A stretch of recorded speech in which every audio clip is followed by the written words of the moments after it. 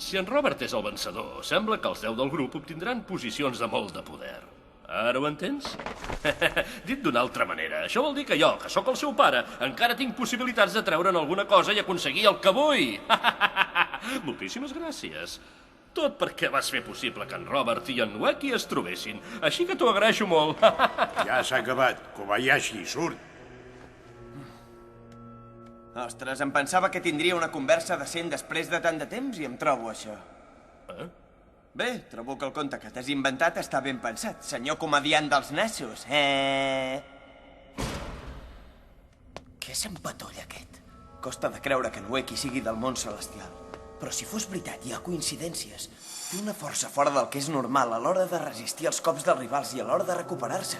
Totes dues són característiques de la gent del món celestial. Sembla que el que m'ha explicat aquest podria ser cert. Aleshores, malament, Rai. És probable que l'objectiu de Ueki sigui destruir el grup dels 10. Però si en Robert és un nano del món celestial, no té cap possibilitat de vèncer. Segur que el mataran. Maleícia! No puc fer res per evitar-ho? Què ha passat? Un altre cop aquell monstre? No para de fer soroll. Entra.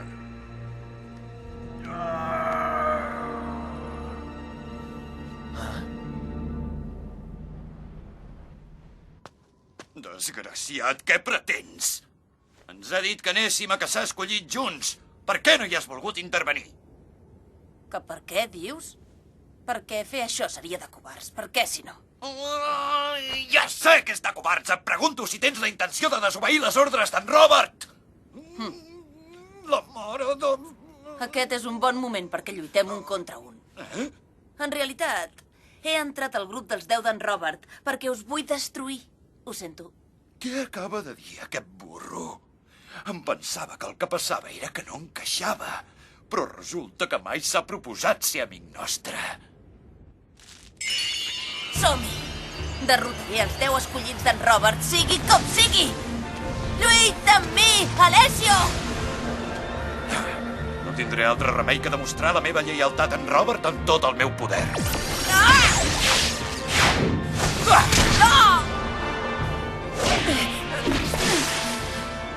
Que ràpid que ets. I ara a veure què et sembla això.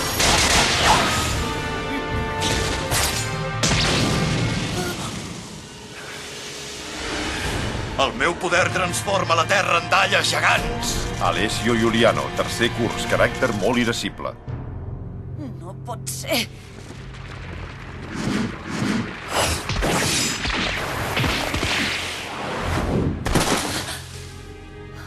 És molt fort. Comprens la diferència que hi ha entre els nostres poders? Aprèn a comportar-te i jura lleialtat a en Robert. No ho vull fer. Desgraciat. Aleshores... Escolta, aquesta serà la teva darrera oportunitat. Digues, juro lleialtat a en Robert. T'ho vull sentir dir, si no et tallaré en dos. Ostres, en l'estat que estic ara, em resultarà impossible guanyar-lo. Ni tan sols li podria donar un cop de puny. Encara no he aconseguit res del que em proposava i resulta que acabaré d'aquesta manera? Només que jurés lleialtat a en Robert em salvaria per ara. El primer en què hauria de pensar en aquest moment no hauria de ser sobreviure. Exacte. Si em guanyés aquí, ja no podria derrotar en Robert. Si li jurés lleialtat, si ho juro encara que sigui mentida.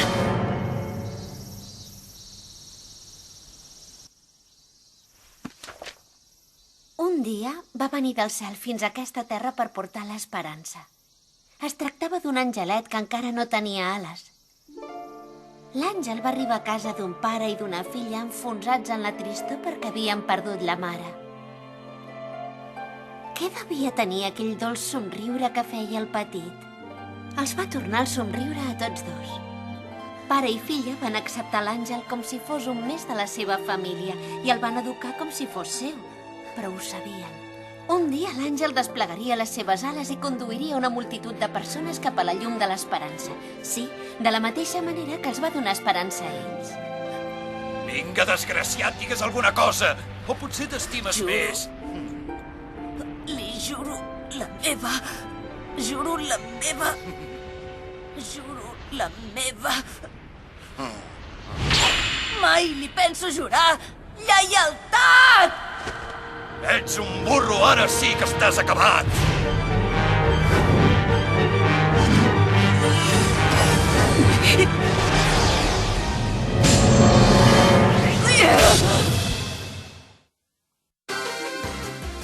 Però qui carai és aquest Alessio?